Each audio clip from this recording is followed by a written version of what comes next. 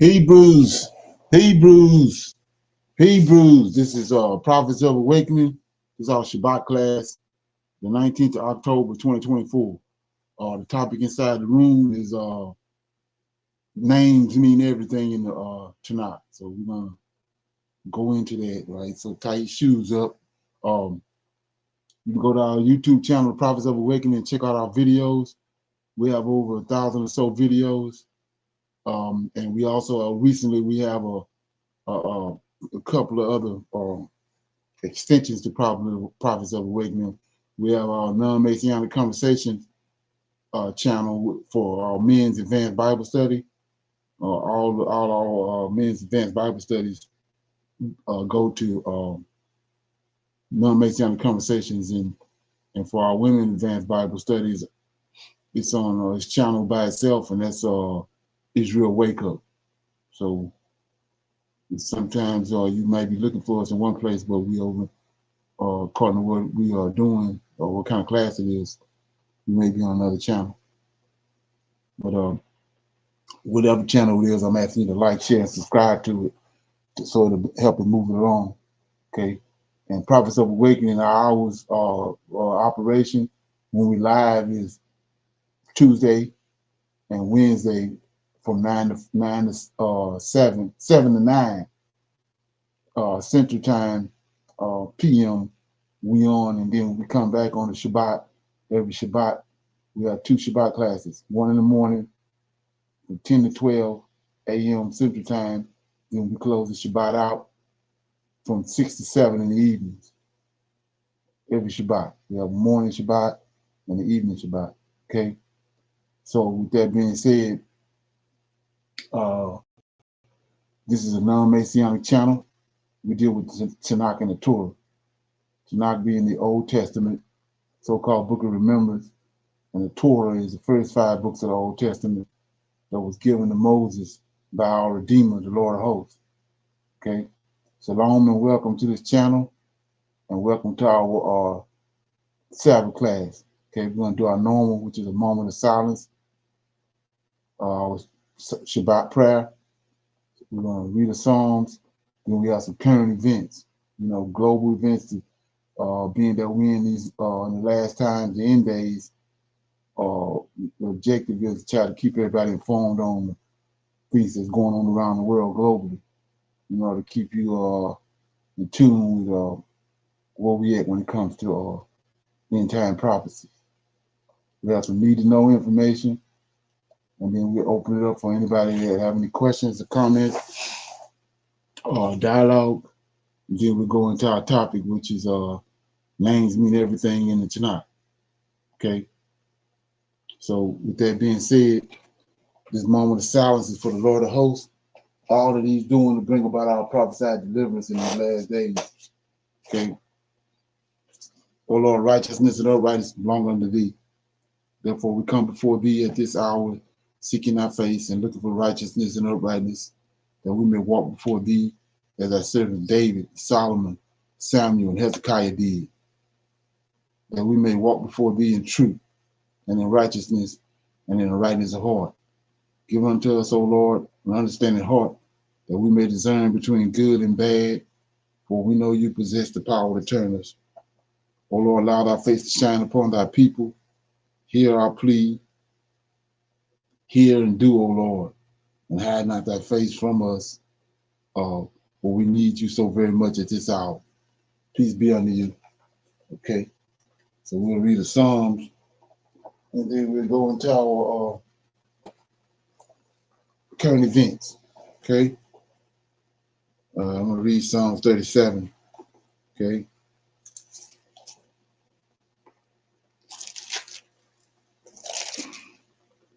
This is a true state of the wicked. Psalm of David. Fret not thyself because of evildoers, neither be thou envious against the workers of iniquity, for they shall soon be cut down like the grass and wither as a green herb. Trust in the Lord, do good, and so shalt thou dwell in the land, and verily thou shalt be fed. Delight thyself also in the Lord, and he shall give thee the desires of thine heart.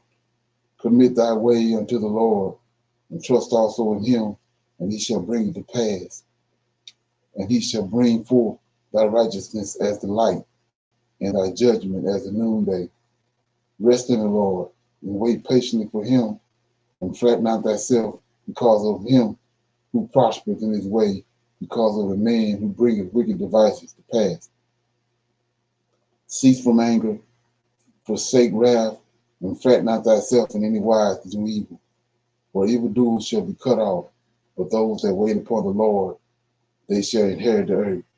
For yet a little while, and the wicked shall not be, yea, and thou shalt diligently consider his place, and it shall not be. But the meek shall inherit the earth, and shall delight themselves in the abundance of peace. The wicked plotteth against the just, and gnasheth upon him with his teeth.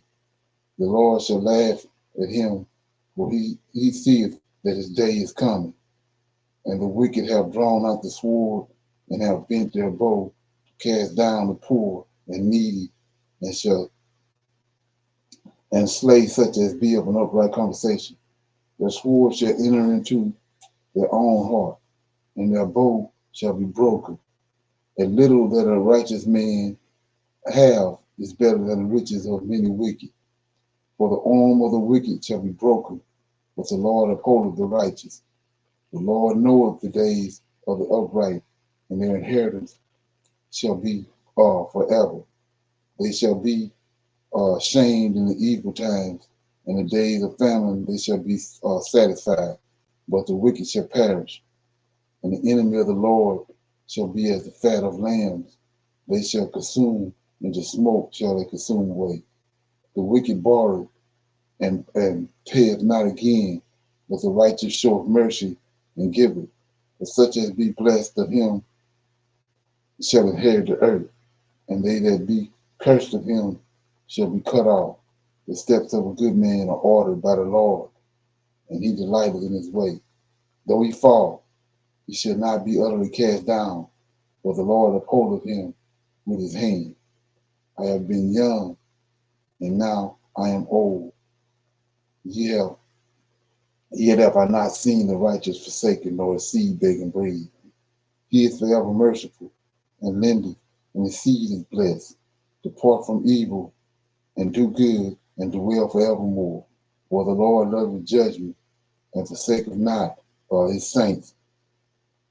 They are preserved forever, but the seed of the wicked shall be cut off. The righteous shall inherit the land and dwell therein forever. Okay? The mouth of the righteous speaketh wisdom, and his tongue talketh of judgment. The law of his God is in his heart. None of his steps shall slide. The wicked watcheth the righteous, and seeketh to slay him. The Lord will not leave him in his hand, nor condemn him when he is judged. Right, folks? So it's a lot of Israelites should read that. The Lord will not leave him in his hands, nor condemn him when he is judged. Wait on the Lord, keep his way, and he shall exalt thee to inherit the land. When the wicked are cut off, thou shalt see it. I have seen the wicked in great power, and spreading himself like a green bay tree. Yet he passed away, and lo, he was not. And yea, I sought him, but he could not be found. Mark the perfect man, and behold the upright, for the end of that man is peace.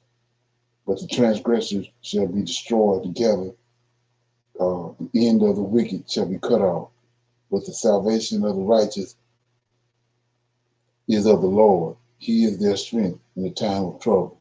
And the Lord shall help them and deliver them, and he shall deliver them from the wicked and save them because they trust in him. So as I was reading that, got a little revelation on that. So reading this, it's no different than Jeremiah 25, right? Okay, when it says 2 baskets of figs, right? So in case anybody been wondering about this concept they came up with the New Testament about one blood, and everybody came from Adam. So we see right here is two baskets of figs. Amongst mankind, you got a wicked group of wicked folks that didn't come from him, and you got a group of righteous ones. And the psalm is telling you that you do right and stay where you're supposed to be at, then you're going to be the Lord is their deliverer. He's the one that protect them. So we got this other doctrine that's out there saying that in the last days we're going to have to fight. It's going to cover time when we're going to have to fight. I just read it right here. 38, 38, 39, and 40. But the transgressors shall be destroyed together. The end of the wicked shall be cut off. And 39. But the salvation of the righteous is of the Lord. See that? He is their strength in a time of trouble. So we ain't got to do nothing. 40. The Lord shall help them and deliver them. Not they going to deliver themselves. He shall help them and deliver them, and he shall deliver them from the wicked. See that? You don't say they going to deliver themselves from the wicked. He shall deliver them from the wicked and save them because they trust in him. So if he saved them, then he the savior. So this goes back to what we're going to get into. Like I said, tie your shoes up because of Lord. That's a title.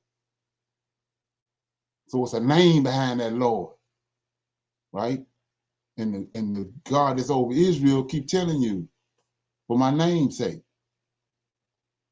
So what's the name behind this Lord? The Lord. Michael El. He who is like Yahweh.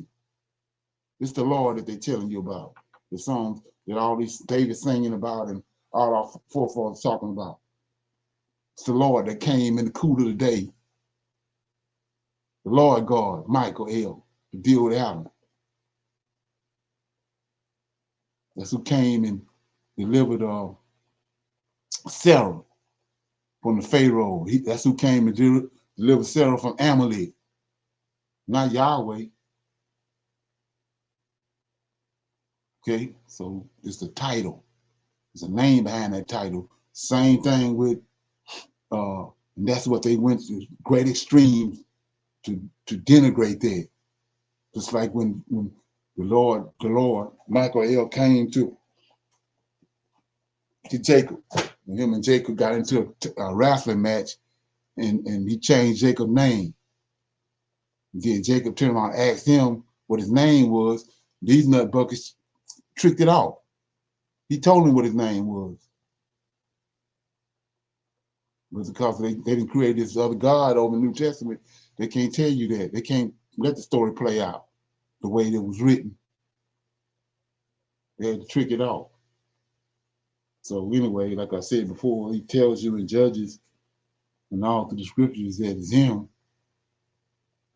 He tells you, I'm the one who went to Egypt and I delivered the Israelites, the angel of the Lord of hosts. I went to Egypt and delivered the Israelites. I made a covenant with them.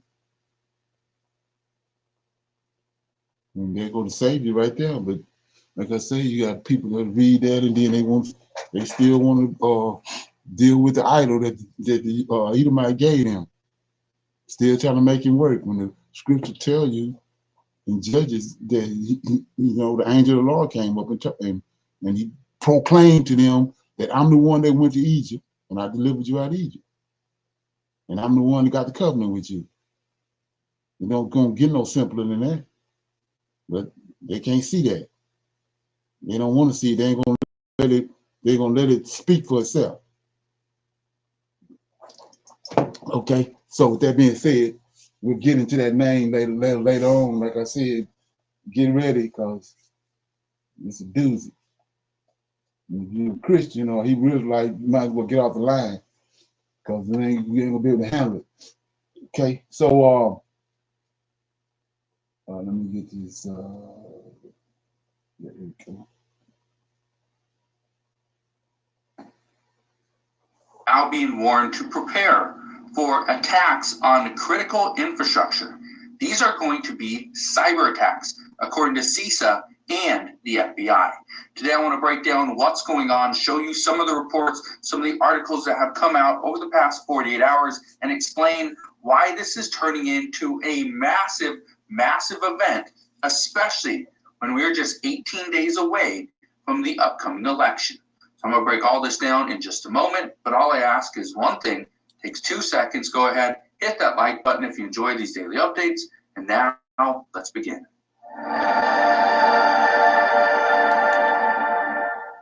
So it is no secret that the United States is potentially a threat to other nations. Well, here's the problem. Places like Iran, Russia, and China are teaming up together to combat against the United States. Now, here's the major problem. The U.S.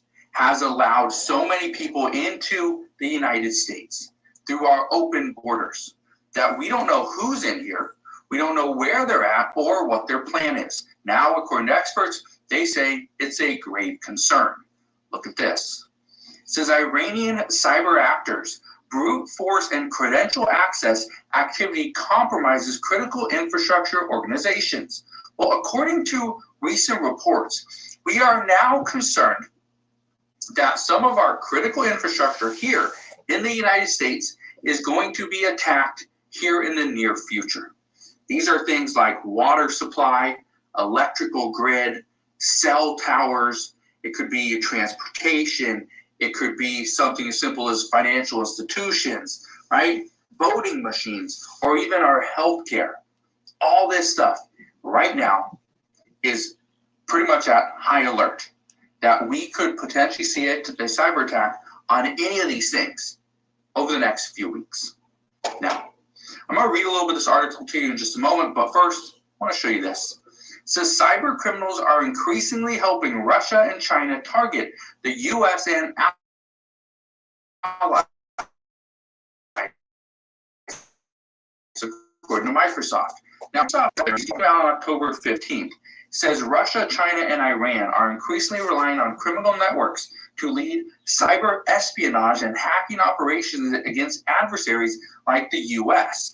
It goes on to say, the growing collaboration between authoritarian governments and criminal hackers has alarmed national security officials and cybersecurity experts who say it represents the increasingly blurred lines between actions directed by Beijing or the Kremlin aimed at undermining rivals and the illicit activities of groups typically more interested in financial gain.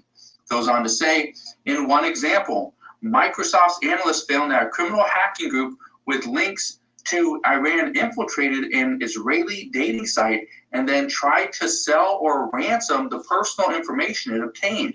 Microsoft concluded the hackers had two motives: to embarrass Israelis and make money. Yeah, pretty simple. Now, here's where things get very interesting.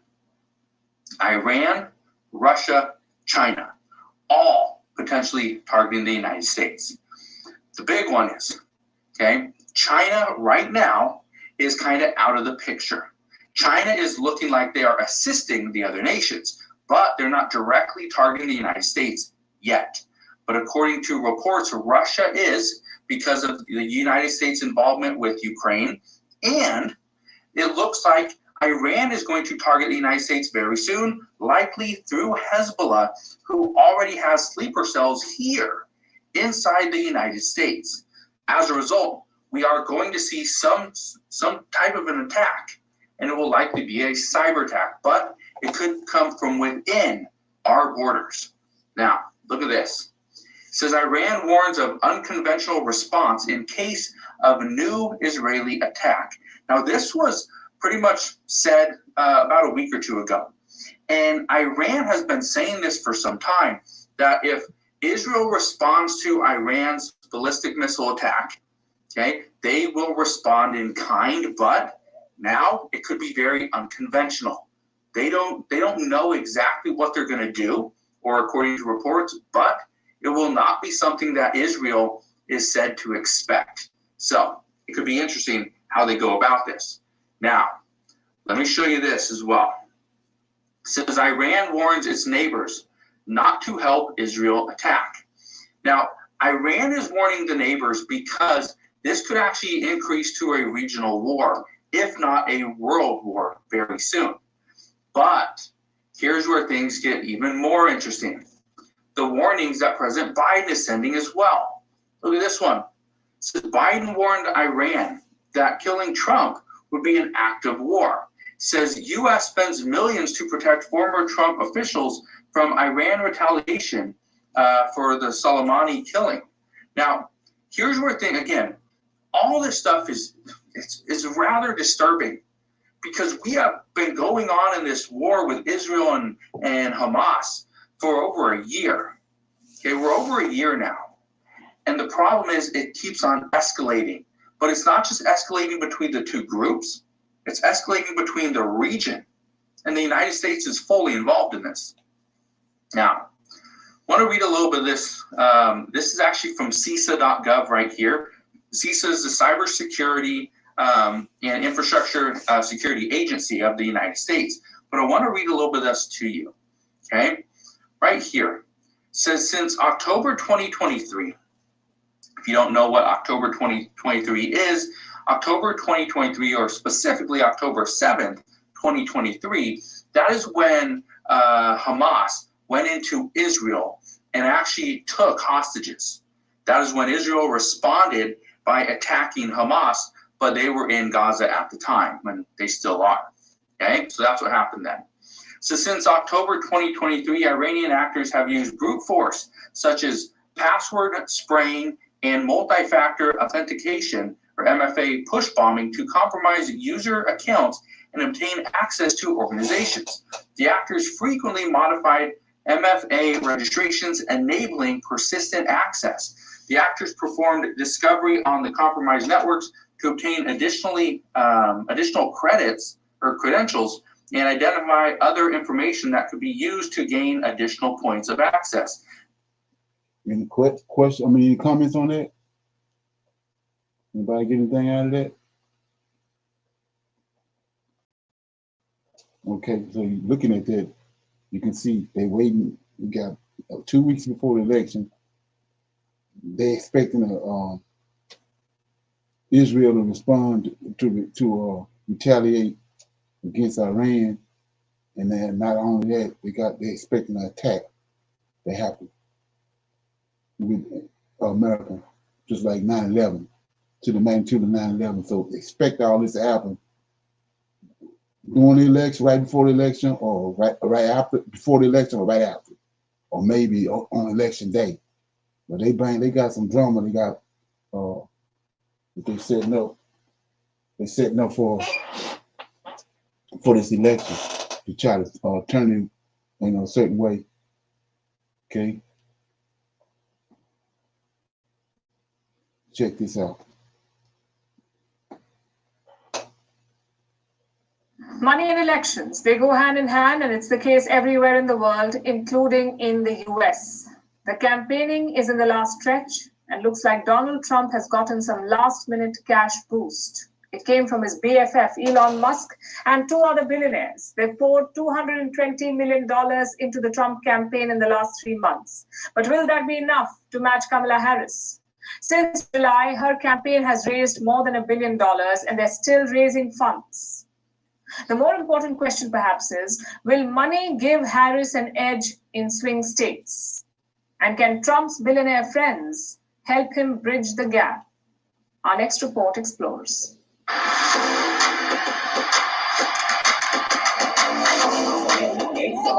Elections are an expensive affair. You need money for basically everything. In the US, there are restrictions on how much money a candidate can receive. You can't contribute millions directly, but there's a way around it. PACs, or political action committees. You can put money in a PAC and in turn use that money to influence an election. On Tuesday, America PAC submitted its filings. It's a pro-Trump super PAC that was formed this summer. In the last 3 months, it has gotten $75 million in donations. And all of this money came from one person, Elon Musk. Take over, Elijah. He donated $15 million in July, $30 million in August, and another $30 million in September. In fact, he is the PAC's only donor. Well, it helps having the world's richest person in your corner. But Musk isn't alone. 2 other billionaires have funneled millions to support the Trump campaign. They are businesswoman Miriam Adelson and packaging magnate Richard Uihlein. Edomites. Together, Musk, Adelson, and Uihlein have donated $220 million in just 3 months. So billionaires are backing Trump in this last stretch. That's good news for the Republican presidential nominee. After all, he's up against a better funded rival. I'm talking about Democratic presidential nominee Kamala Harris. Her campaign has raised $1 billion since July. No presidential candidate has ever raised so much money so fast. Where did that money come from? Well, a mix of sources. Yes, there have been big money donors, PACs, and also ordinary voters. In fact, her fundraising committee raised $633 million in the third quarter of 2024. The Trump campaign got around $160 million during the same time. So basically, Harris raised 4 times that amount. But her campaign doesn't want to get complacent. They fear the cash may dry up in the last stretch. So fundraising events continue as usual. The Harris campaign believes it's essential for the last few weeks. So what is this money being used for? Well, for everything, from door-to-door campaigning to an advertising blitz. Take Elon Musk's Super PAC, for example. It launched a massive campaign in the swing states. These are the states that will decide who gets the White House, and the most crucial among them is Pennsylvania. So the America PAC is on the ground there. It spent $57 million on canvassing and field operations. Meanwhile, the Harris campaign has pre-booked $370 million worth of ads. This is both on television and online. They have also spent $11 million on Facebook and Instagram ads, mostly targeting the 7 swing states. The campaign even invested thousands of dollars on bracelets, these Harris Waltz friendship bracelets. If the elections were determined by just spending, we all know who would win, but that's not how it works. The Harris campaign may be swimming in cash, and it gives them an edge. But money alone cannot win the US presidential elections. Okay, any comments on that?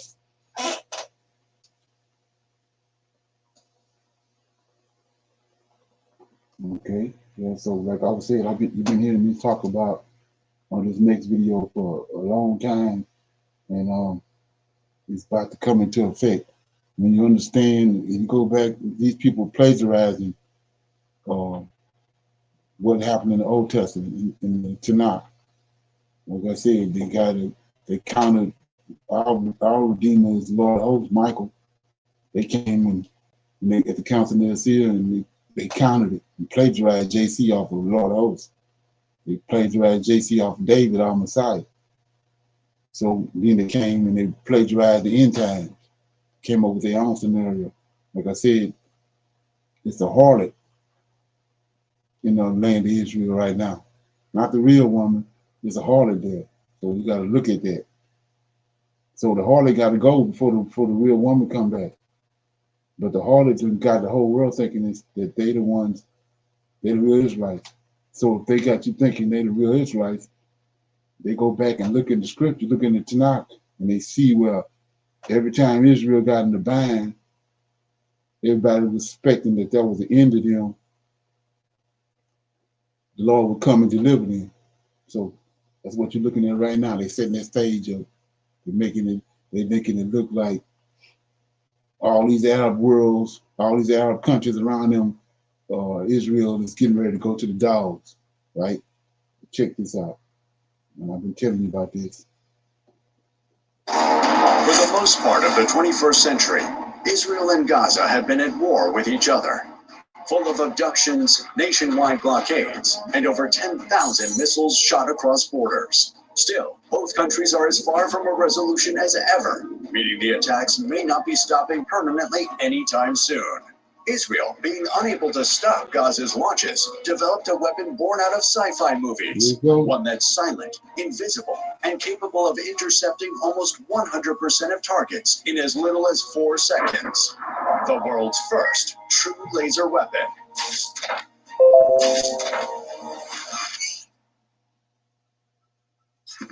On April 13th, 2024, Iran launched more than 300 drones and missiles at Israel. Simultaneously, Hezbollah fired dozens of Grad rockets at Israel Defense Force positions in the Golan Heights. What followed was a barrage of missiles that met a wall of resistance. Recently in October, Iran launched a heavy attack with ballistic and cruise missiles, drones, and proxy-backed artillery aimed at military and intelligence installations across Israel. The Israeli Defense Forces confirmed that over 200 missiles had been launched from Iran, Hezbollah-controlled Lebanon, Syria, and Houthi positions in Yemen. Israel's Arrow 3 interceptors hit ballistic missiles while they were still in space. At lower altitudes, David Sling missiles, which resembled the U.S. Patriot, took out even more. Meanwhile, U.S. warships and aircraft shot down some attackers. The last line of defense was Israel's famed Iron Dome, a network of short-range interceptor missiles guided by radar. Israel had defeated virtually the entire attack, swatting cruise missiles, ballistic missiles, rockets, and drones from the sky. And that was by design. However, Israel's advanced, multi-tiered integrated air defenses weren't impenetrable. Several Iranian missiles allegedly hit air bases, as the coordinated waves of drones, missiles, and rockets were designed to overwhelm Israeli defenses and deplete interceptors. So all this playing out in front of our face. Look like they doomed. Okay. Stocks. The shield held firm this round, but Israeli strategists recognize it's a numbers game. Observing both Israel and Ukraine, defenders burning through missiles faster than industry can replace them. So, Israel wants an air defense system that never runs out of ammunition. And the answer here? Laser weapon system Iron Beam. Yes, sir. Hello, everyone. My name is Adam Ferrari, and I am the CEO.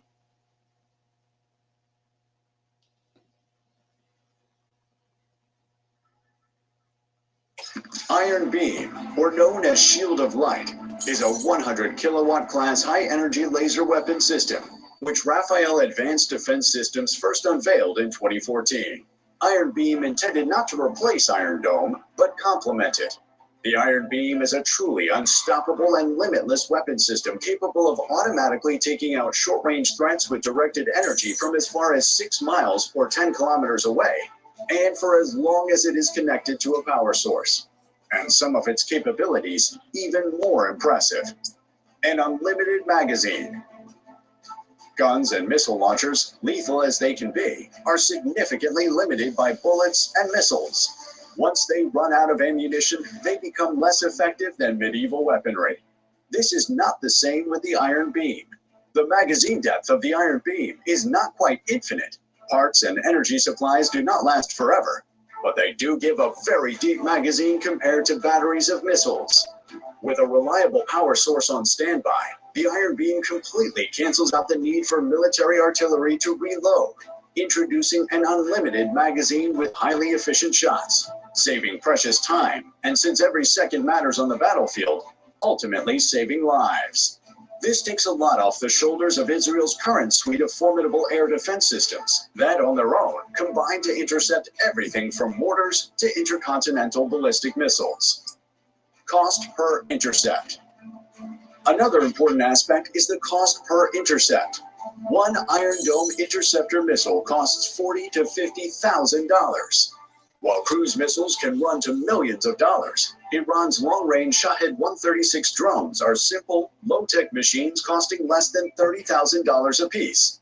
Hamas mainly relies on Qassam homemade rockets, assembled from industrial pipes and improvised explosives, costing less than $1,000 each. The truth is, the current Israeli system is effective, but it's expensive. When you're shooting off $50,000 missiles against $10,000 targets, how long can you sustain being on the wrong end of the cost curve? Here comes Iron Beam, which costs just $2 per intercept, fending off any number of attacks at a negligible cost. Speed of light attack. Lasers are some form of light energy, and Iron Beam's 100 kilowatt laser shot from 2 separate laser guns is capable of moving at an estimated 180,000 miles per second. The speed of light, making lasers the fastest weapon.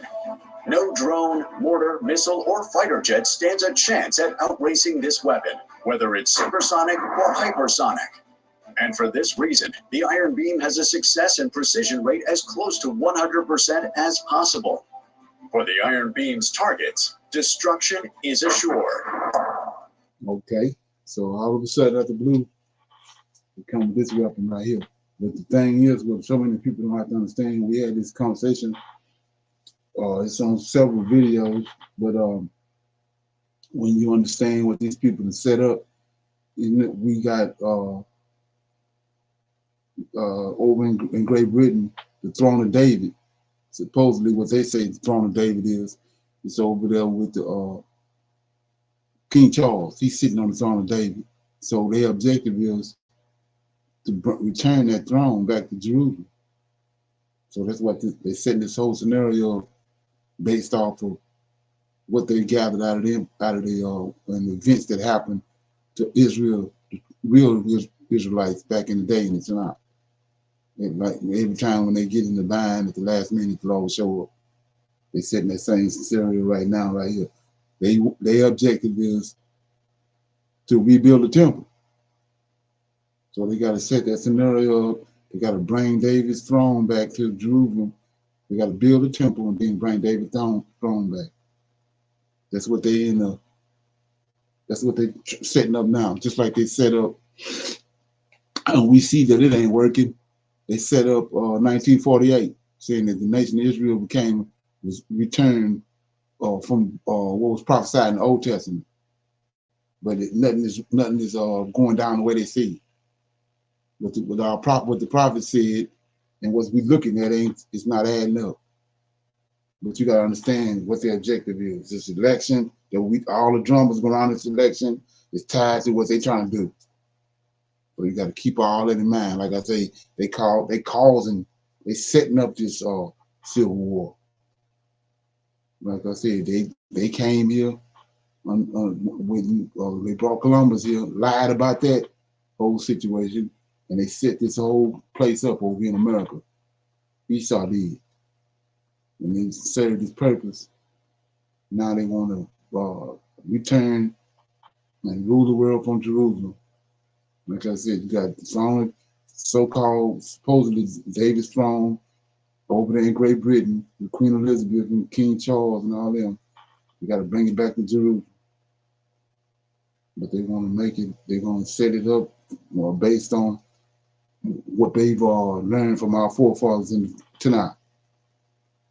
It's going to make it look like it's some kind of supernatural intervention to deliver them from the chaos that they're in right now. So we got to keep that in mind. And they got nothing to do with us, but got to keep it in mind. Being the know. Okay. Anybody have any questions or comments? We're going to open it up for some Q&A. Anybody have any questions or comments or dialogue? Anything you want to talk about? Shalom. Okay. No, sir, not at this time. Okay. Anybody else got anything? Yeah, so last night I was dealing with some stuff on the men's line, and I said I was gonna carry it on over here. So in case somebody out there that's searching, they come across, they missed it over there on the men's line, we're gonna put it over here on this. We're gonna play this, and then I'm gonna break it down because it explains a lot of what's going on today with us as Israelites. When they're supposed to be, they say they're Israelites, and they're supposed to be waking up, but they're not. So here we go. It's time to find out about the secret agenda that some whites had for turning their black slaves into Christians. See that? And we're also going to find out some of the numerous benefits that they realized for getting them converted into Christianity, which didn't have anything to do with the blood of Jesus. So pay attention, because you're going to see some things and hear some things that have been hidden from the masses.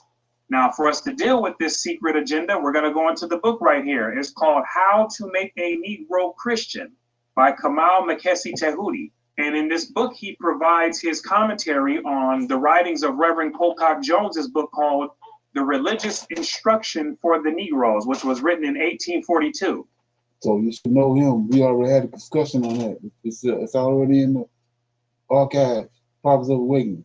And that's what he has included in here, right? And Reverend Colcock Jones, he was a missionary, a slave owner, and a man with a master plan for converting Negroes into Christians, right? And so let's go in here to page 33, where the... So remember, this guy don't have nothing whatsoever to do with prophecy. Nothing whatsoever to do with the Tanakh. Okay?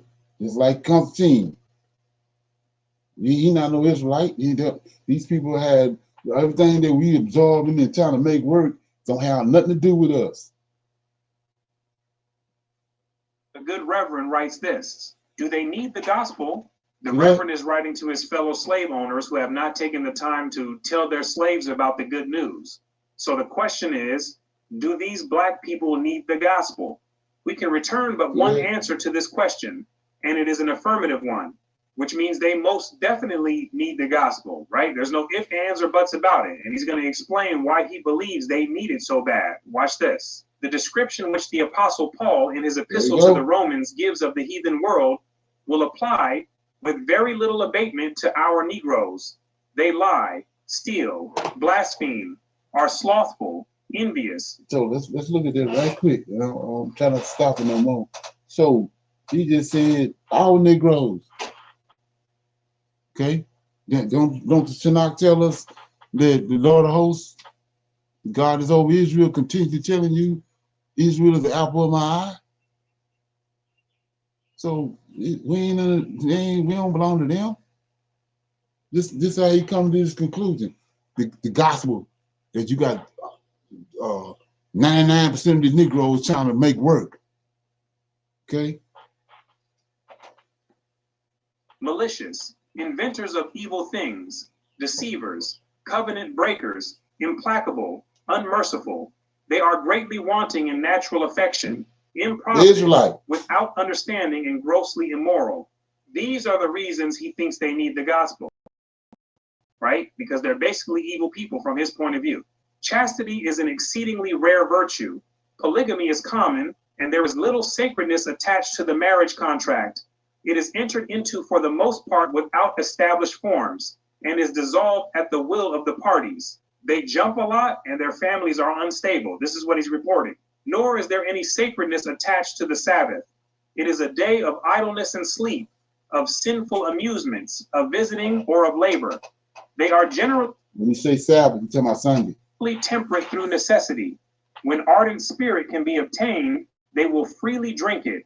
This is referring to liquor. He's saying that they abstain from it when it's not around, but when liquor or ardent spirit is available, then they drink without hesitation, right? Here we go. Numbers of them do not go to church and cannot tell us who Jesus Christ is, nor have they ever heard so much as the 10 Commandments read and explained. Of the professors of religion among them, there are many of questionable piety who occasion the different churches great trouble and discipline. Okay, let me read that right quick. What he just said. He said they don't know Jesus. So it's killing a whole lot of birds, right? With one stone, because you got these Negroes hollering about we already was here, right? We ain't no slave ships and all that. So we see right here to say these people don't know Jesus, right? Then we see in the scriptures, Most High says he's gonna deliver us. He's gonna bring your sons and daughters from afar. Let that register. Like I said, we're gonna deal with later on in the class and with these names, because they gonna explain a whole lot. Okay, so it says right here, they're gonna come from afar. Let me read that right quick. It says in Isaiah 60, right? So Isaiah 60 says, Let me get it.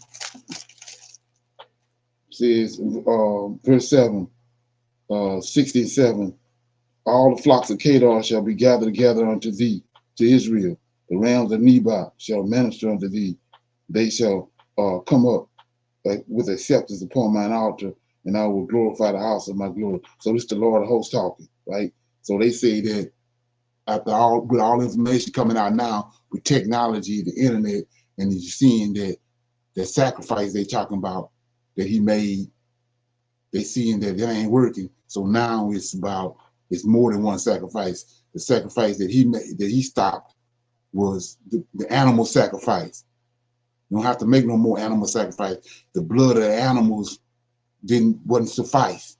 That was just temporary, right? Well, right here, when he return us, when he regather us, in Isaiah chapter 60 says, verse 6, the multitude of camels shall cover thee, the drumery of Midian and Ephod, all they of Sheba shall come. They shall bring gold, incense, and they shall show forth the praises of the Lord. Then verse 7, what I just read, all the flocks of Kedar shall be gathered together, right? Well, because Israel need flocks, clean animals to make offerings. So you say, what you talking about? The rams, see that? That's what they put on the offering. The rams of Nebat shall minister unto thee. How do a ram minister to Israelite? On the altar. That's the only way he ministers. Like I say, the ram and the goat and the oxen and all them tied to the Israelite hip. The male hip. Okay? So it says, they shall come up with acceptance on mine altar. That right there killed JC, if you got any intellect. So it says, and I will glorify the house of my glory. That's how he's going to glorify his house. When the rams of Nebat come up on the altar. Okay? So then here we go. 8. Who are these that fly as a cloud and as doves up to their windows?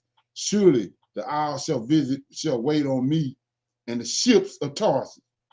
These Negroes say, "Well, no ships, ain't no ships. Well, no ships came or no ships going. We ain't going nowhere. We here, right? The ships of Tarsus first to bring my sons from far, and their silver and their gold with them unto the name of the Lord." So why in the hell would you need a ship over here in America if America is Israel? Damn the spaceships right here. Why would you need ships? If we from here, why we need ships for? To bring us from afar. So you saying that the Lord of hosts don't know what the hell he's talking about? Okay. Then 10, and the sons of strangers shall build up the walls, and their king shall minister unto thee. For in my wrath I smote thee, but in my favor I will have mercy on thee. So we see it right here from afar, right? Okay. So then we're looking at this right here, and we see that everything that we dealing with, these people concocted it. They don't have nothing to do with us. Like this guy, Cold Cock. He just said that we belong to them. And that we're illiterate, and that we can't read. And that's why we needed the gospel. See that? They making the decisions. All through the Tanakh, we got a redeemer, a savior that's over us that's making decisions. Now all of a sudden, we dealing with these folks over here, they making all the decisions. They giving us they giving us the information that they want to give us. We ain't no longer dealing with the redeemer. Okay. For they are extremely ignorant and frequently are guilty of the grossest vices. We cannot go more fully into the moral condition of these people at present. Indeed, it is unnecessary, which means what he's saying is pretty much well established by the people who he's addressing. And so there's no need to elaborate any further on the point. But of course, he's going to keep doing so as we keep reading. Generally speaking, they appear to us to be without hope and without God in the world, a nation of heathen in our very midst. Yeah. Now we will believe the testimony of our own eyes and ears and the testimony of those who know these people most intimately, we must conclude that they need the gospel and need it as much as any people in the world do. So it wasn't the enslaved who were dying to receive the gospel. It was people like Reverend Jones who were making these decisions for them, right? Keep that in mind. Has God put it into our power to give them the gospel? We think that he has. The civil law does not forbid us to give them the gospel orally. Now, why orally? Because they didn't want their slaves to learn how to read. We can therefore employ or permit men to visit our plantations for the purpose of instructing them, or we can undertake to instruct them ourselves. And having our plantations, the time and persons of our servants wholly under our control, we can arrange the manner and frequency of our instructions as we please. And the period of these. So let's look at that right quick. Based on what we're looking at, we read this guy Cole Box and all these other clowns that came, Martin Luther and all them that came, they making a decision for us, right? So let's look at if that's scripture. I mean, Deuteronomy, right? 32. You see if our Redeemer didn't tell us that this is going to happen. He says right here and says, I'm gonna get it right. Yeah. So in Deuteronomy 32, verse 16, we provoked our God, the Lord of hosts, right? They provoked him to jealousy. Deuteronomy 32 and 16, they provoked him to jealousy with strange gods. He just told you, this nut bucket just said that they don't know him. They don't know Jesus. They don't know the gospel. They don't know nothing about Jesus. So it tells you right here, 16, Deuteronomy 32 and 16, they provoked him to jealousy with strange gods. With abomination, they provoked him to anger. They sacrificed unto devils, not to God, to gods whom they knew not. That's what he just said. Right? New gods that came newly up, whom your fathers feared not. See that? Of the rock that begot these, the Lord of hosts, they aren't mindful, and has forgotten the God that formed thee. And when the Lord saw it, it abhorred him because of the provoking of his sons and of his daughters. Right there it is. We're telling you right here in the video. It's nut bucket. Okay. Instructions with as much punctuality and with as little interruption as we can arrange the morning and evening devotions of our own fireside. Our very children might become, to some extent, teachers by reading to them plain portions of the Bible or plain tracts and things of such sort. And who can condemn us for doing what we conceive to be duty? Or who can hinder us? We infringe no law, neither do we violate any man's property or liberty. These two questions, then, being answered in the affirmative, it follows that we are in duty bound to give our Negroes the gospel. Yep. Why is he writing All our of a sudden, we belong to Negroes? them. Because he was a slave owner, and he's talking to other slave owners as well. Yeah. And Negroes were their possessions. Hence, our Negroes, right, Eureka? So this what today, 2024, we see all hell and broke loose when we at the end times, and every your understanding got to be on point. And this is what Negroes doing. They trying to make this garbage right here, the concept that came from these folks, they trying to make it work.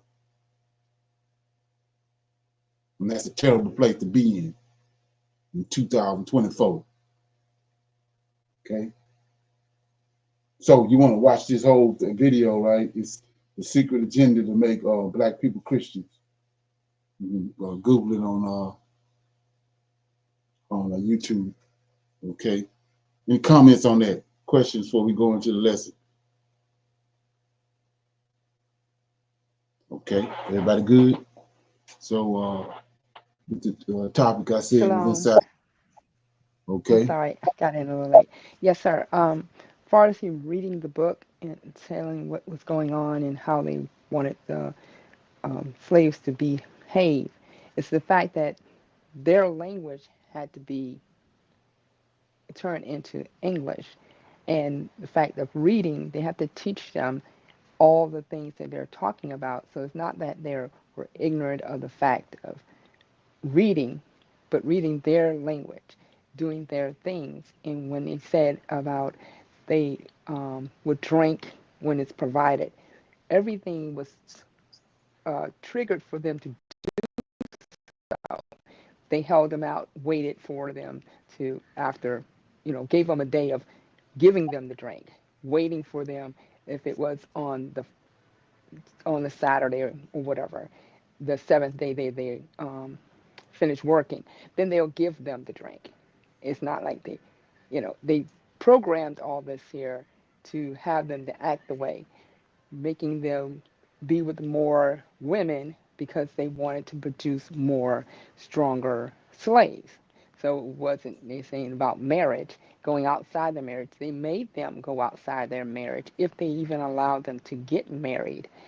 And so they call them bucks, I believe, for them to produce more children. So all of this that they're describing, the negative things about them, they programmed it, or they made it in that way for them to be, for them to say they need Christian, they need this so-called JC in their lives.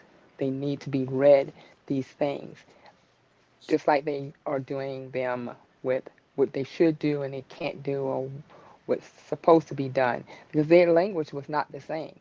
Their culture is not the same. So they had to put their culture as theirs, and that's the things they do. Because to teach someone something, you have to know it first. So that's their way of living, and they put it into the slaves' way of living. They do it behind the doors, I guess.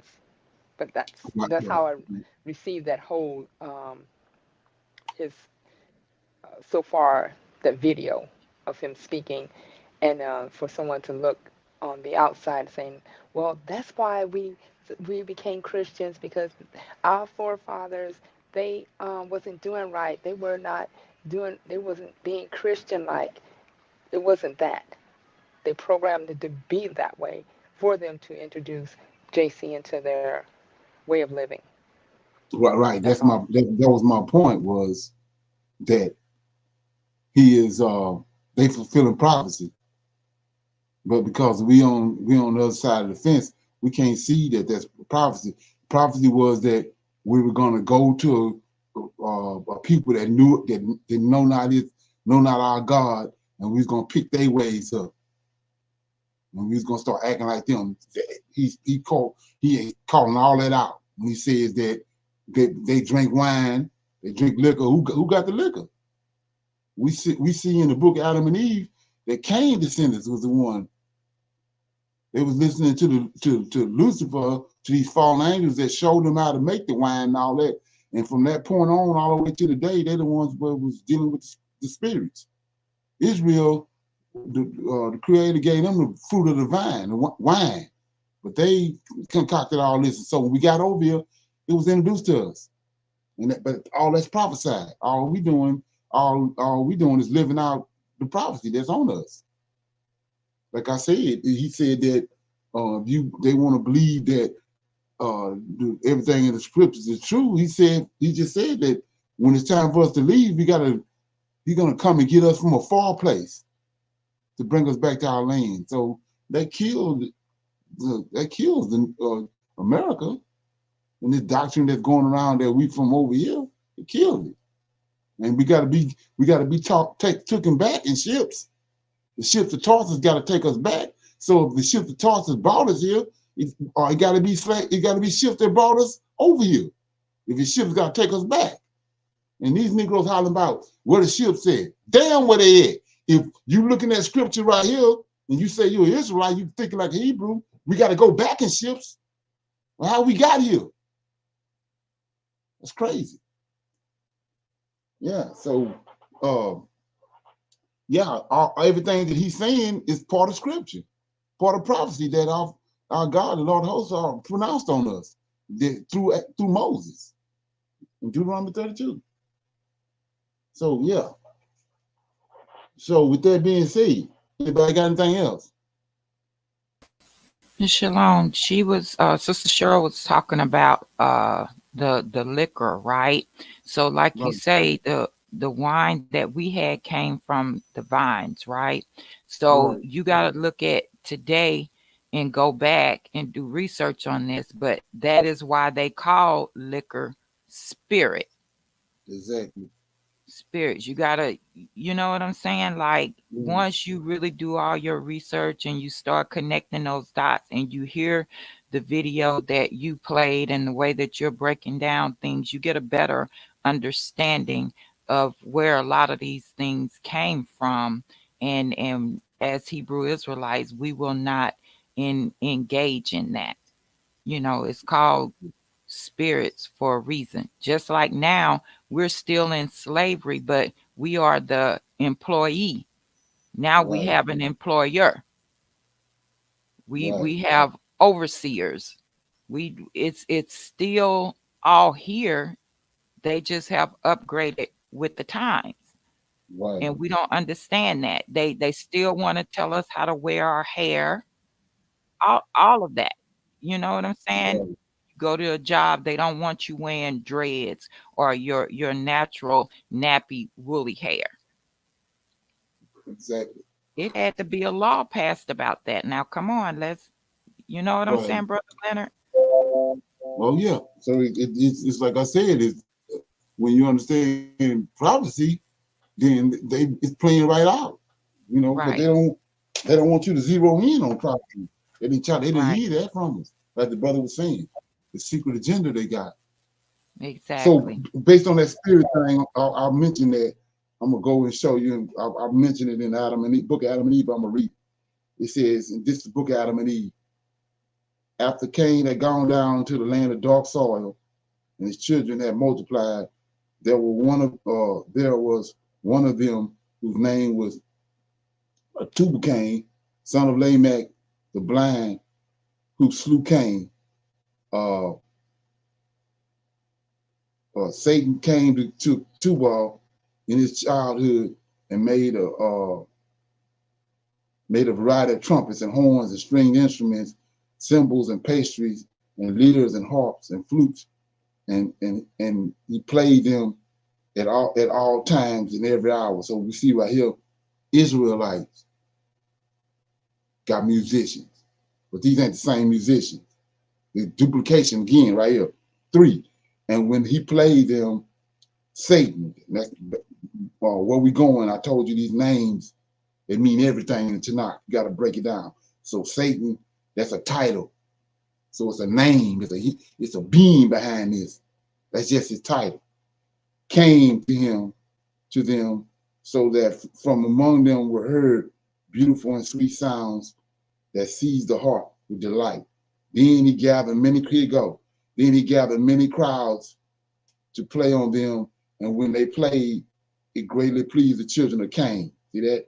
The children of Cain. Who was the children of Cain? Japhet. He ain't none of Cain. He ain't none of Adam's son. Who fanned themselves with flames. Check it out. Who fanned themselves with flames of sin among themselves, and they burned with fire, while Satan inflamed their hearts with one another, and lust increased among them. So what's causing this? Spirits. Wicked ass spirits and angels around. That's causing this. 5. Satan also taught him to make strong drink out of corn. See that? You go to wine. And he used it to bring together crowds upon crowds in houses of drink, and brought into their hands all kinds of fruits and flowers, and they drank them. So this is the origin of it. So what this clown talking about, we was brought here and introduced to that. It ain't that we drunks and drank liquor. We getting it from you guys. Y'all had it. And it go all the way back to here. So it's called spirits because it's spirits behind it. Okay? So with that being said, okay, we're gonna move on. Anybody got anything on that? You got anything on that, Ms. Cheryl? You good? I'm good, sir. Okay. So when you understand Yes, that, I'm good. we're gonna go on into our topic inside the room, which is, like I said, names mean everything, right? So tie your shoes up. So first of all, like I was just talking about, they tell you Satan came in the garden and all that, but he got a name. And then and me myself, I'm still I pretty much got a lot of that information, but I'm still waiting on heaven to uncover the whole story of that. So we go to Enoch, and then it says that Aziel, right? Like I said, that's a name. Satan is a title, but it says it's ascribed to Aziel for all sin. And then it says he was the one that was in the garden, right? So just let that ferment. You can do your own research, and then you have he goes and says that Lucifer, right? So Lucifer is not Aziel. That's another title. And like I said, the meaning, the name mean everything. So Lucifer means a light bearer. Light, is knowledge. But we know there ain't the knowledge from the creator. Some more knowledge. So his name Samuel. So you got to go back, and a lot of the meaning of these names clear up a whole bunch of stuff these Edomites and these Gentiles and concocted. So anyway, like I said, that's a title. Like Melchizedek. Melchizedek is a title. So it's a name. It's a being behind that Melchizedek. Or it's a man behind Melchizedek. So when you look at it, Melchizedek is a king of righteousness. Then you come to find out that Canaan, which was the third from Adam, he ruled. He had a kingdom. So he a king. And his objective was to spread the knowledge that was given to Adam on the earth to all mankind. So Melchizedek is a title, but that title was being passed on. Just like in any kingdom, when the king died, he got a son to take his place. So we see the succession. Adam was Melchizedek. When Adam passed away, it was given over to Seth. Then Seth, from Seth to Canaan, it went on down to when you get to Abraham, the story of Abraham, Melchizedek, he met Shem. Shem is Melchizedek. Shem is his name, and Melchizedek is the title that's on him. Teacher of righteousness. That's what it means. So they twisted it all up. So, with that being said, we're going to go into Nimrod. We're going to deal with Nimrod, and we're going to deal with Zerubbabel and this boy, his son that's in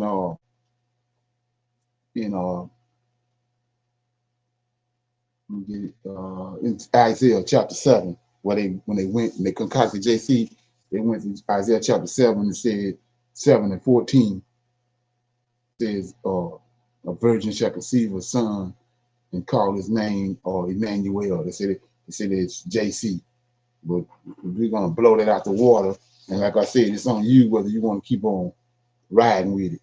So anyway, Nimrod, right? So what do Nimrod means? Okay, Nimrod means a mighty hunter, right? Mighty hunter. And then this more profound part that a lot of people don't understand about one who is easily confounded. One who is easily confounded. That's what Nimrod means, right? And then and people don't understand that after the flood, we'll go here right quick. I mean, not after the Tower of Babel was destroyed, a lot of people think that Nimrod was killed. So we go another name, and then you have to go and find out what that name means. So you go to Genesis chapter 14, right? And you'll see. And like I said, just breaking down these names, it destroys this New Testament and JC. So when you go to chapter 14, right, verse 1, and it came to pass, right? I broke that down, what that means. When it says it came to pass, it's a prophecy that's attached to that. You got to go and find out why is he saying it came to pass. So it says, it came to pass in the days of Armathal, king of Shinar. So who is Nimrod? Nimrod, the king of Shinar. He's the king of the land of Shinar. So who is this Armathal? Well, you go do research on it and find out what it means. It's Nimrod, and it means he who survived uh, the wrath of the Lord. In that effect, that's what that means. So Armathal and is the same, and Nimrod the same person. But the other person, they don't want you to know that, but that's what it means. King of Shinar. And then what do Shinar mean? Okay, it means the land of two rivers, right? What two rivers? Well, in the Genesis, he tells you it's 4 rivers that went out and went toward Eden, right? So, like I said before, the objective of me doing this is to debunk all this bull crap that these folks talking about America over here. So, land of 2 rivers. So it's 2 rivers, 2 of the 2 rivers that's in Genesis chapter 4. And so another name for Shinar is Sumner. And if you do anything about Sumner, that's where Babel is. Babylon.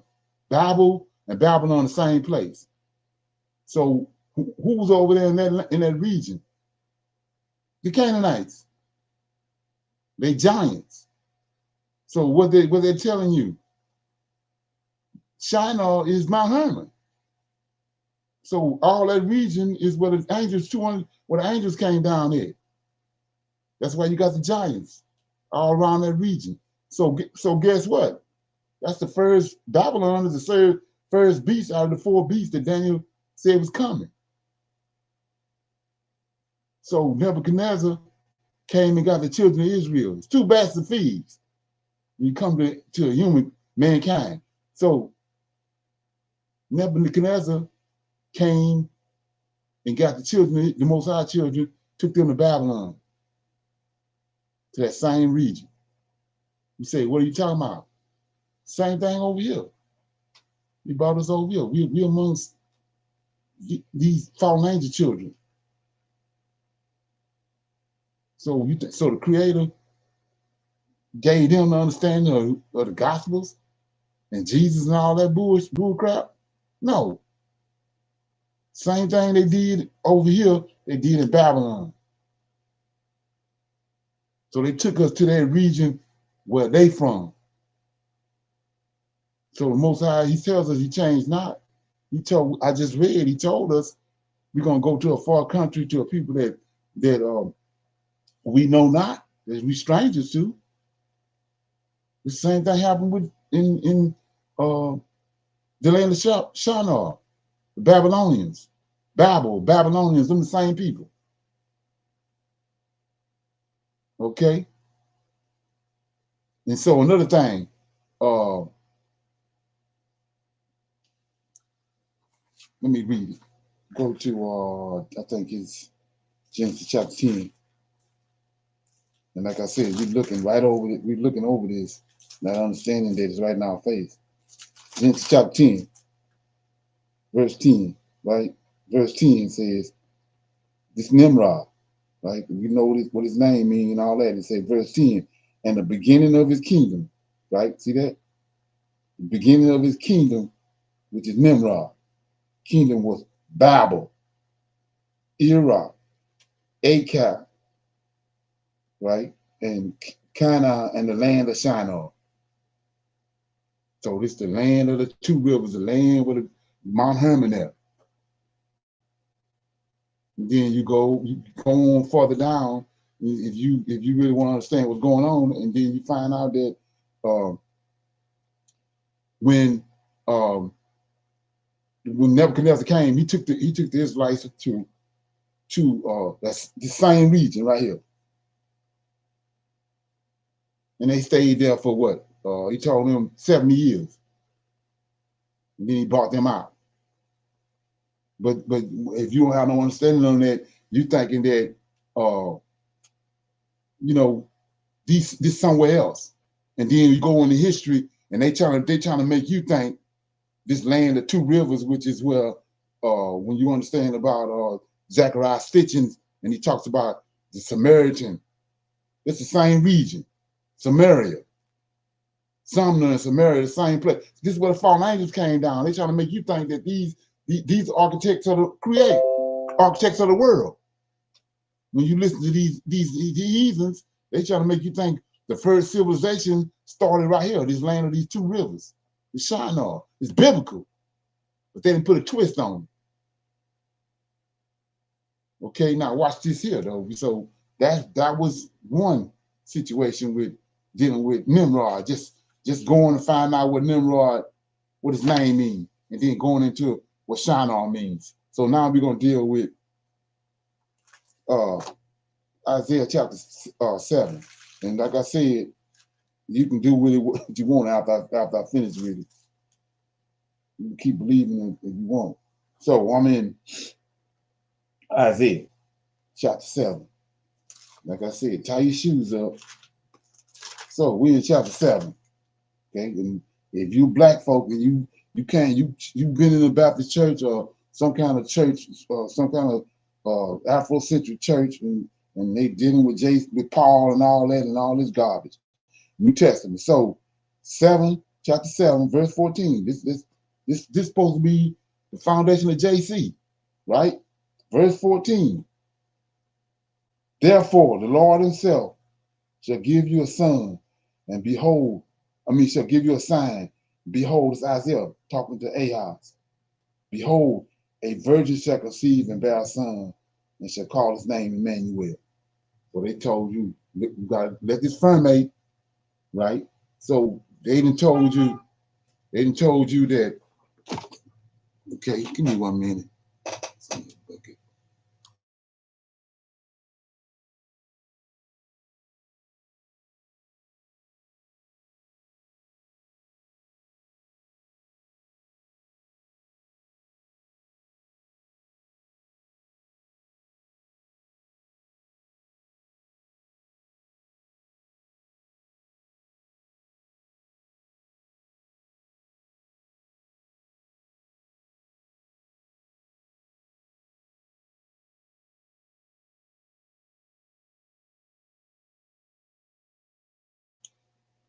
Okay, so they're telling you that in 14, Isaiah chapter 7, verse 14, therefore the Lord himself shall give you a sign. Behold, a virgin shall conceive, bear a son, and shall call his name Emmanuel. We know, you can't get out of this. That this they say this JC. But if you go back and you will read, we went over this before. It's like I said, this is in the video archives too. You can go back and find it. It says it's just going deeper into the understanding. It says it came to pass on chapter 7. Like I said, proper English. It came to pass in the days of Ahaz, the son of Jocham, son of Uzi, king of Judah, that Rezin, the king of Samaria, and Pecan, the son of Remaliah, king of Israel, went up to Jerusalem to war against it, but could not prevail against it. So this king Pecan and king of Rezin, they went to Israel to destroy it. We know that Israel got a God over them. The Lord of hosts is over them. So they went there to destroy it. Then verse 2 says, and it was told the house of David, right? So this king that's on the throne out of David lineage, saying, Syria is confederate with Ephraim, and his heart was moved, and the heart of his people as the trees of the woods are moved with the wind. Then said the Lord, check it out. We read, like I say, if you got a mindset, with the Gentile mindset, you reading over all this. And all of us had a Gentile mindset at one time or another. Says 3. Then said the Lord unto Isaiah, go forth to meet Ahaz, thou and Sheshbabah thy son. I can't say his name. So this is Isaiah's son. We read right over this. Ahaz and go and meet told Isaiah, go and meet Ahaz and his son, this boy right here. Shishar, whatever, thy son. And at the end of the conduit in the upper pool in the highway of the fuller field. Verse 4. Say unto him, take heed, be quiet, and fear not, neither be faint-hearted, for the two tails. See that? The two tails of these smoking firebrands for the fierce anger of Rezin, this one of the kings, with Syria and the son of Remaliah, because Syria, Ephraim, and the son of Remaliah have taken evil counsel against thee, saying, let us go up against Judah and vex it, and let us make a breach therein for us, and set a king in the midst of it, even the son of Tubal. So there's a lot going on right here that you got to understand. So the Lord of hosts got a covenant with David that he always gonna have a son on his throne out of his lineage that's gonna be a king. So these two men right here want to go up. They want to take the king that the Most High got on the throne, which is Ahaz out of David's lineage, and they want to put a son of Tubal on the throne. That's the only way you. That's the only way you want to. It's the only way you can cause a breach in Israel. Is take that king off the throne out of David's lineage, and the rest of it, Israel gonna go in disarray. And so, just for GP, that's what these clowns are been done with JC. They took a king they wanted and put him in David's lineage, put him on the throne of David. That's why we in disarray. They gave us a king that don't have nothing to do with us. JC, King of the Jews. Okay. Anyway, 7. Thus says the Lord God, it shall not stand, neither shall it come to pass. For the head of Syria is Damascus, and the head of Damascus is Rezin. Check it out. Within 65 years shall Ephraim be broken, and it be not and shall not be a people. Right? 9. And the head of Ephraim is Samaria, and the head of Samaria is Remaliah. Right? And if ye will not believe, surely ye shall not be established. Right? So let's look at it. Verse 8. For the head of Samaria is Damascus, and the head of Damascus is Rezin. And look at this. Within 65 years shall Ephraim be broken, that it be not a people. So that's 65 years. So now, 65 years. Now go to verse 14. They're saying that 14, therefore the Lord himself shall give you a sign. Behold, a virgin shall conceive and bear a son. That's 400 some years later.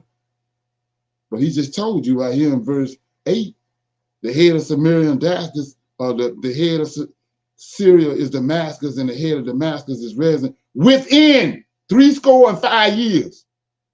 See that? Shall Ephraim be broken, that it be not a people. And the head of Ephraim is Samaria, and the head of Samaria is Remaliah. If ye will not believe, see that? If you don't believe I'm gonna do this in 65 years, you shall surely not be established. Now here we go. This is where the meat come in at.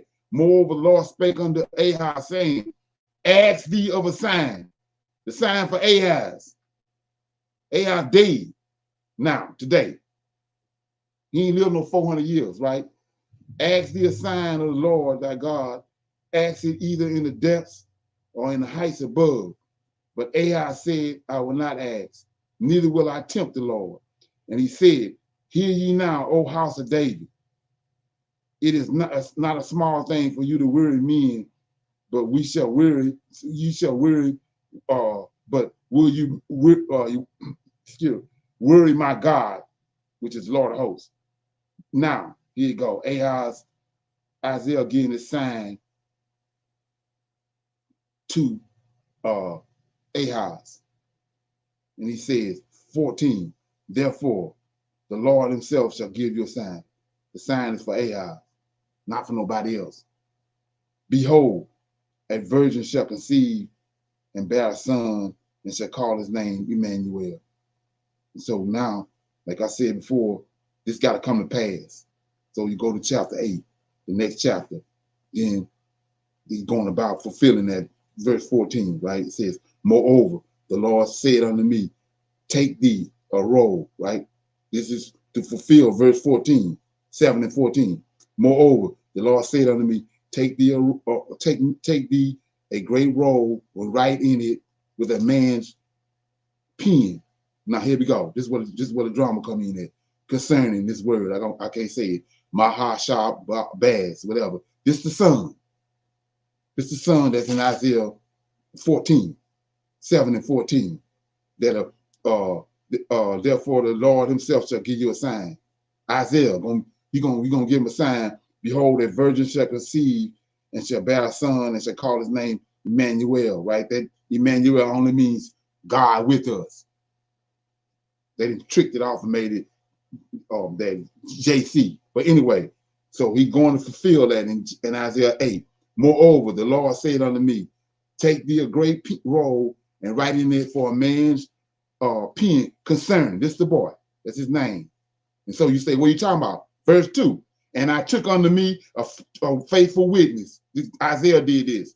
Uriah, the priest, Zechariah, the son of Jacob. Now here you go. Here go the woman, the virgin. Verse 3. And I went to the prophetess. He went to his wife.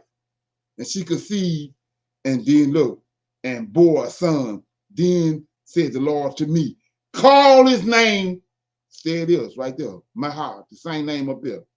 This the boy right here. That's in Isaiah 7 and 14 that he's talking about. This is the sign for Ahaz when this boy was born, right? Now, this is where the drama come in. What his name mean? Quickly, to plunder, swift are the spoils, speedy in plunder. So it's a symbolic, the name is symbolic that was given to Isaiah for the son is to signify a sharp destruction of resin and pecan. Who is that? Go back to chapter 7. Go back to chapter 7, Isaiah chapter 7, verse 1. Came to pass in the day of Ahaz, in the days of Ahaz, the son of Jotham, son of Uzi, king of Judah, that Rezin, king of Syria, and Pecan, son of Remaliah. See that? Kings of Israel went up toward Jerusalem to war against it. So this boy in 7 and 14, that's he the sign. This is his name. And his name means swift, right? To spoils, speedy to plunder. Right? The son that's in Isaiah 7:14 signifies sharp destruction of resin and pecan. Now go back to what these towns have told you. That's JC. You gotta let that ferment. And the answer is in the boy's name. That we don't even know he there.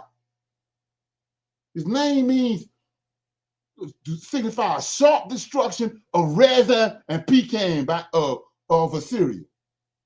That's what his name means. Don't mean nothing else. Let that ferment. Come on. Now let's go to another one. Okay. Let that ferment.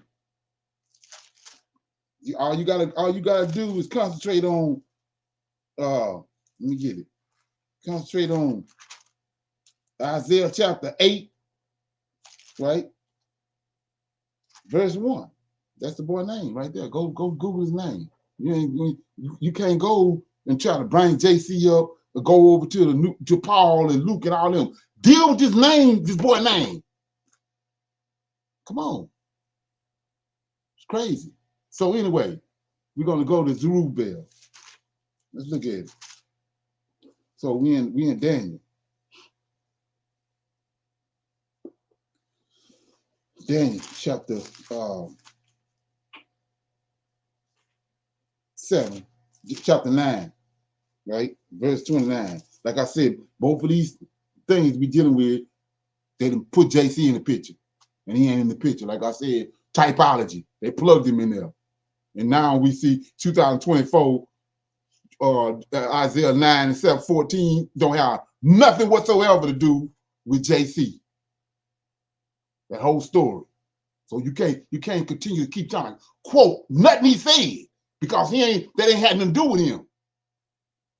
He was plucked in there. Okay, so now here we go. In chapter 9 and 25. This the world famous verse right here. It says, let me get it. Okay. Daniel 9, 25. Daniel 9:25. Know therefore and understand that from the going forth of the commandment to restore and build Jerusalem until the Messiah, the Prince, shall be 7 weeks. Here we go again. 62 weeks, and the street shall be built again, and the wall in troublesome time. So let's look at that. Where Daniel at? Daniel was in Babylon when he had his prophecy. So he prophesying that the Israelites gonna come out of Babylon and they're going back to their homeland. And the streets gonna be rebuilt again. And he telling you right here, Jeremiah already told them they're gonna be there for 70 years. Not nobody coming in the future to do shit. He said 70 years, they're gonna be there 70 years. And now in this verse, they're 69 years when you count it up. They're 69 years. That's why Daniel is fasting and praying. Then it came to him that he told him, you Messiah, which only means, just like Ahaz, it's a son out of the seed of David. And every king got to get anointed. That's all anointing means. Right? So actually what this verse is telling you, that a prince, right? See that? The prince shall be 7 weeks. The prince, it's the prince of David that's in Babylon, that's going to come out of Babylon and come back to Jerusalem and rebuild it. So what they did was to offset that,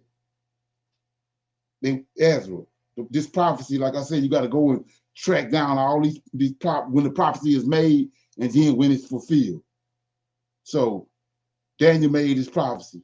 The angel came to him, gave him the prophecy. It's in Ezra, right? It's in the book of Ezra. But Ezra is about 9 books behind Daniel, in front of Daniel, when Ezra goes behind Daniel in order to fulfill his prophecy. So now let's go there and look at it. And so we in Ezra chapter 1. And here go the fulfillment of the prophecy, like I said. Now, in the first year of Cyrus, it's Ezra 1, in verse 1. Now, in the first year of Cyrus, king of Persia, that the word of the Lord by the mouth of Jeremiah, see that, might be fulfilled. The Lord stirred up the spirit of Cyrus, king of Persia, that he made a proclamation, this commandment, throughout all his kingdom, and put it in writing, saying, thus saith Cyrus, king of Persia, the Lord God of heaven hath given me all the kingdoms of the earth, and he hath charged me to build him a house in Jerusalem.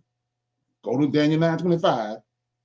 Say the street's gonna be built again, in the temple and all that in Jerusalem. Right? 3. Who is there among you of all his people? His God be with him, and let him go up to Jerusalem, which is in Judea, and build the house of the Lord God of Israel. He is the God which is in Jerusalem. And whosoever remaineth in any place where he sojourned, let the men of that place help him with silver, with gold, and with goods, and with beasts, and besides the free will offering for the house of God, which that is in Jerusalem. Then verse 5. So we're trying to find this Messiah in Daniel 9:25.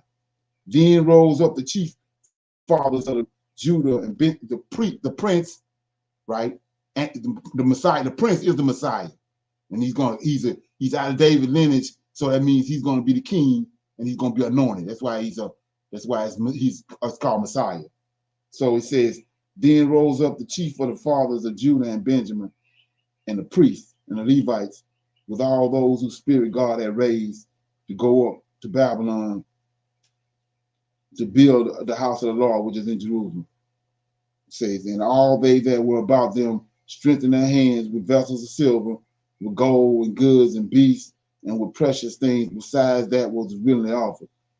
Also, Cyrus king brought forth the vessels of the house of the Lord, which Nebuchadnezzar had brought forth out of Jerusalem and had put them in the house of his God. So like I said before, this is just an extra nugget. So Cyrus is mentioned in Nebuchadnezzar when he brought him out. So how in the hell is the book of Cyrus behind Daniel, in front of Daniel? Let that ferment. So he just told you in verse 7.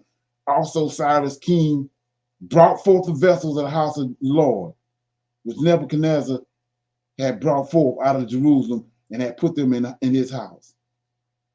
See that? So Daniel came with that first wave that brought these vessels out. So how in the hell is Cyrus behind in front of Daniel, the book of Daniel? 8. Even these did Cyrus, king of Persia, brought forth by the hand of Mithra, the treasurer, and numbered them to Sheshbazzar. So here go another name. Sheshbazzar, the prince of Judah. So this the prince right here that's in Daniel 9:25. Right here. Then 9. And this is the number of the this is the number of them. So he named the gun. So anyway, we're gonna deal with this prince. So who is this prince? You go to the next chapter, chapter 2.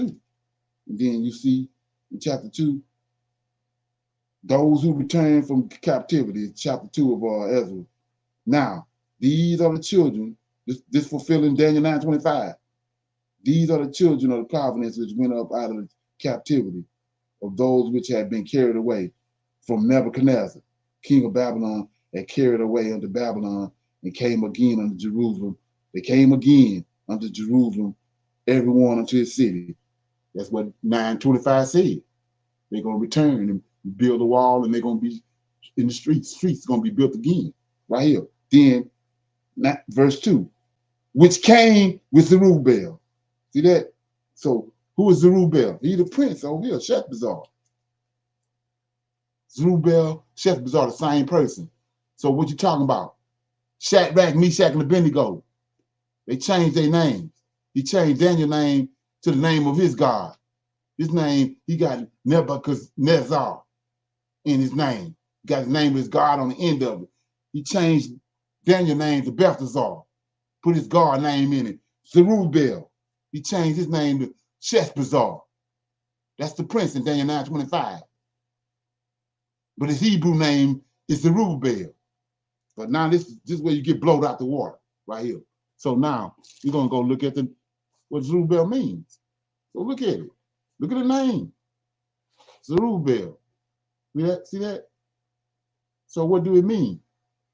Born at Babel. Come on.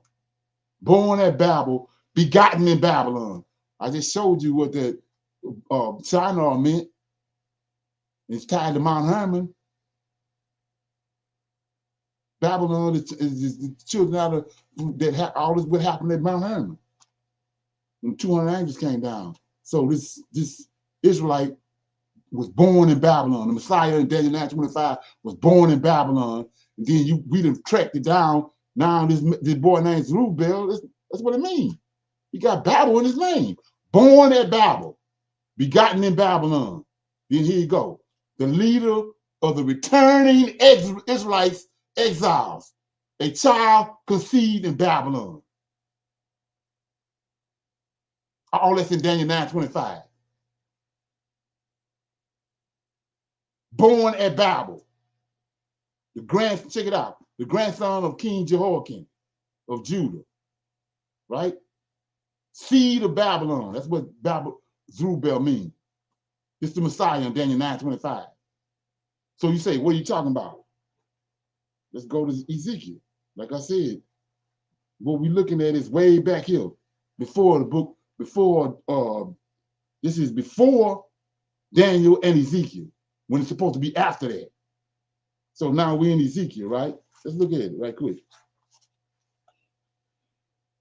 I'm in Ezekiel. Like I said, you do what you want to do with it. It ain't going to faze me at all. Right? So we go to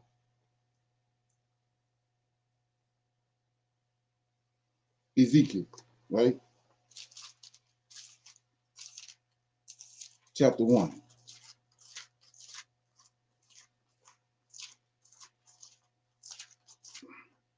In Ezekiel chapter 1, and it says, out the gate, chapter 1, says this the vision that Ezekiel had. It says, now it came to pass, there you go. It came to pass in the 30th year, in the fourth month, in the 5th day of the month, as I was by the among the captives by the river Kabar, that the heavens were open, and I saw in a vision. So then Ezekiel and Daniel was in that first group that Nebuchadnezzar was taken back to Babylon, right? And he had a vision right here. Now check out what he do. Verse 2. In the 5th day, he's telling you all this for a reason. In the 5th day of the month, which was the 5th year of King Jehoiakim's captivity. So why is he telling you that? Jeremiah done told you, you're going to Jerusalem, you're going to Babylon for 70 years. 3 score and 10 years, you're gonna stay there, then I'm gonna bring you out. So who was the king? Who was the king in Jerusalem and Judah when they was taken? Jehoiakim, right here. So Jehoiakim is where the count started. So then they 5 years until that 70 years. So who is Zerubbabel? The grandson, Zerubbabel is the grandson of King Jehoiakim. That's him right here. Ezekiel telling you. Right? The grandson of King Jehoiakim of Judah. So let's go to First Chronicles.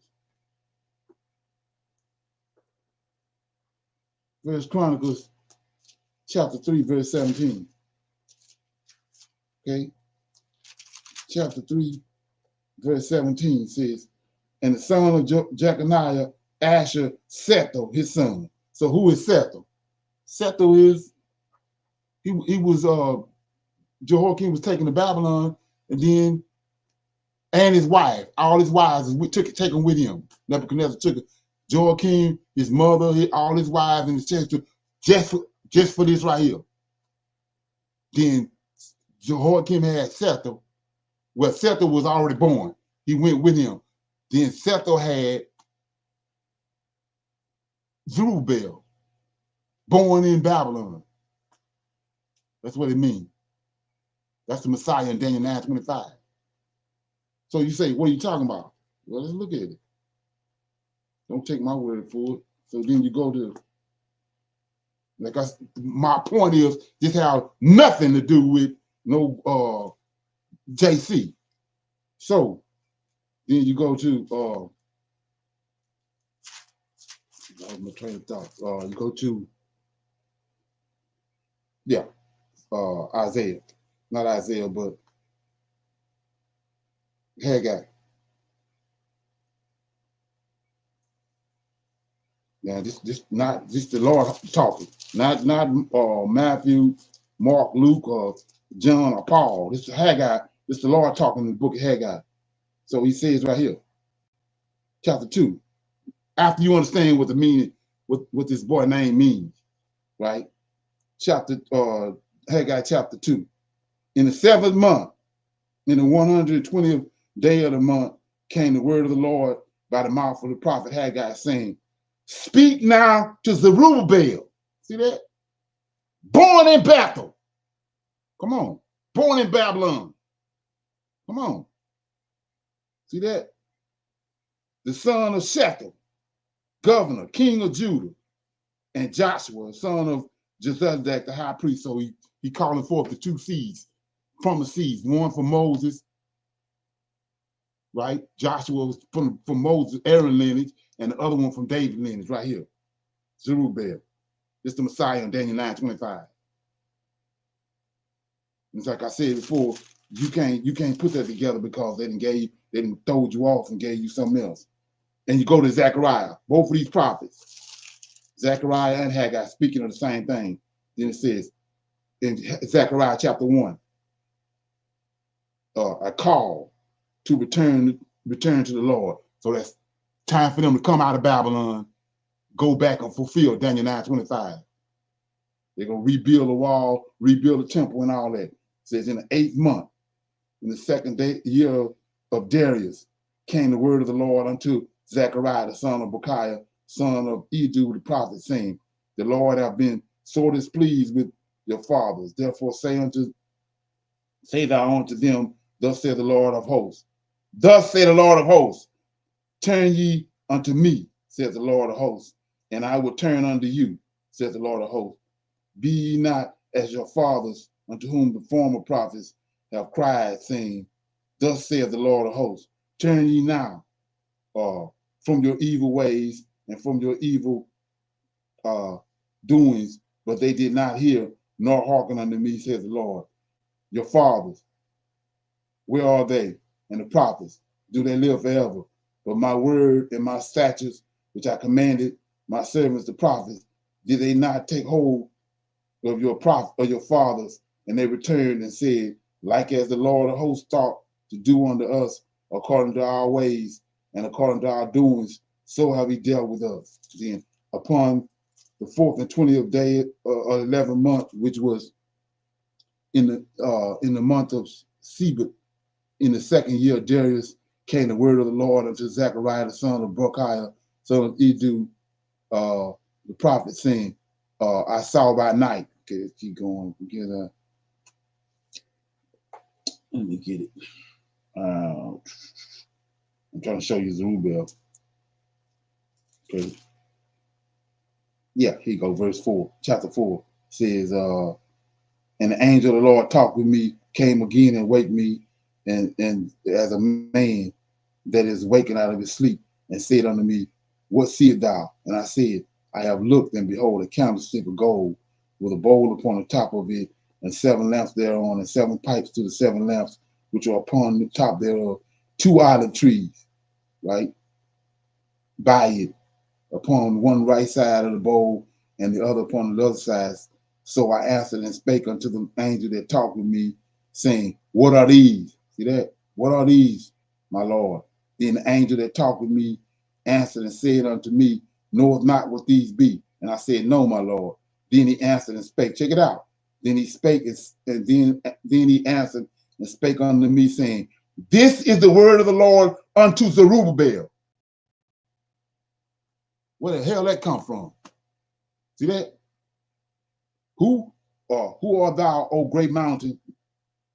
So no, anyway, I'll go back 6. Then he answered and spake unto me, saying, This is the word of the Lord to Zerubbabel, saying, Not by might, nor by power, but by my spirit, saith the Lord of hosts. Who art thou, O great mountain? Babylon. Before Zerubbabel, thou shalt become a plain, and shalt bring forth the headstone thereof with shouting, grace unto it. Moreover, check it out. Moreover, the word of the Lord came unto me, saying, The hands of Zerubbabel, the seed that's in Babylon, that's been prophesied. Daniel 9:25 prophesied it. See that? Not JC. The hands of Zerubbabel have laid the foundation of this house, and his hands shall also finish it. And thou shalt know that the Lord of hosts hath sent me unto you. So what is he talking about? Daniel 9:25. The Messiah is going to come, and the street's going to be built again. And the wall. We know that happened with Nehemiah, Zerubbabel, and Ezra when they came back. This ain't got nothing to do with no Messiah, Jesus Christ, whatsoever. And the understanding the name what Zerubbabel means. All this time you've been looking at that word, looking at that name, and there it is when you right in your face. You got a Bible in it. Come on. So, like I said before, if that don't wake you up, you got to go make a long distance call to the Most High for something, because right here, they killed it. You can't keep going and quoting not the New Testament, but I know what's written in red. It's a farce. Okay. Anybody got any questions or comments?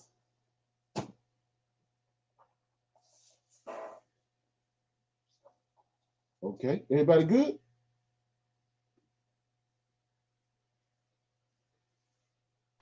Yes, sir. I'm good. Okay. Yeah. You can't go back. I mean, when you can't go back, you can't quote that. You can't. There's no way to go and try to make JC work. When you see what they done, the streams they went to try to fit him in something that he ain't got nothing to do with it. Shit, he not only how they denigrated the Lord of hosts, they denigrated David, and then they denigrated Zerubbabel. Like I said before, wasn't no conversation. Now you got all these nut buckets want to bring up Zerubbabel. Well, you ain't know the hell Zerubbabel was. Now all of a sudden you trying to deal with that topic. You can't deal with that topic. Not and keep on dealing with JC. Come on. So with that being said, like I said, we're gonna close it out right there. Nobody have anything. I want to say shalom to everybody. I'll see y'all this evening for our evening Shabbat class to close out the Shabbat. Shalom, shalom, and another shalom. Shalom, everyone. Shalom.